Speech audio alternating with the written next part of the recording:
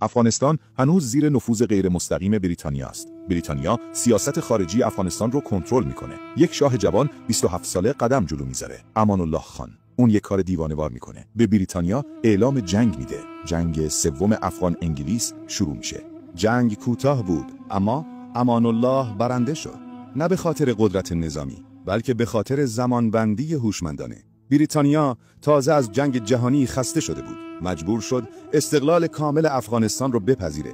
19 آگوست 1919 روز استقلال افغانستان.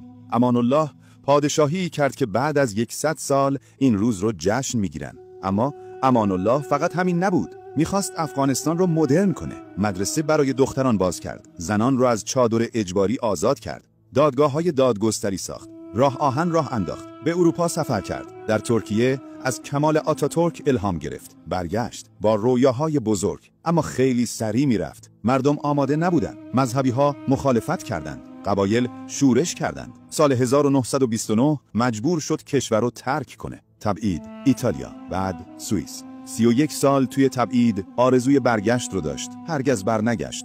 سال 1960 در 68 سالگی تو سوئیس مرد. امروز افغانها اون رو شاه اصلاح طلب یاد میکنن. کسی که خیلی جلوتر از زمانش بود.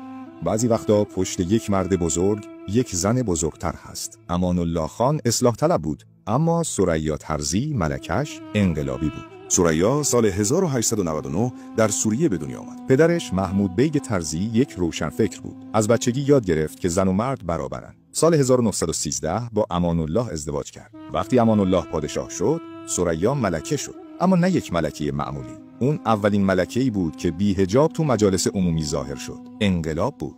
محافظه‌کارا شوکه شدن. گفتن حرامه. ثریا جواب داد من مسلمونم، ولی حجاب اجباری نیست. مدرسه برای دختران باز کرد. خودش تدریس میکرد. به زنان گفت بدون تحصیل آزادی نیست. با امان الله به اروپا سفر کرد. در فرانسه، انگلستان، ایتالیا، بی حجاب، آزاد، مغرور. نشون داد که زن افغان میتونه به هر جای دنیا بره. مجله راهنمای زنان رو منتشر کرد. اولین مجله زنان در افغانستان. توش نوشت زنان باید آزاد باشن، تحصیل کنن، کار کنن. اما همون اتفاقی که برای امان الله افتاد، برای ثریا هم افتاد. مخالفت‌ها، شورش‌ها. سال 1929 با امان الله تبعید شدن. ایتالیا و بعد سوئیس. بقیه عمرش رو در تبعید گذروند. هرگز برنگشت. سال 1968 در 69 سالگی در روم مرد.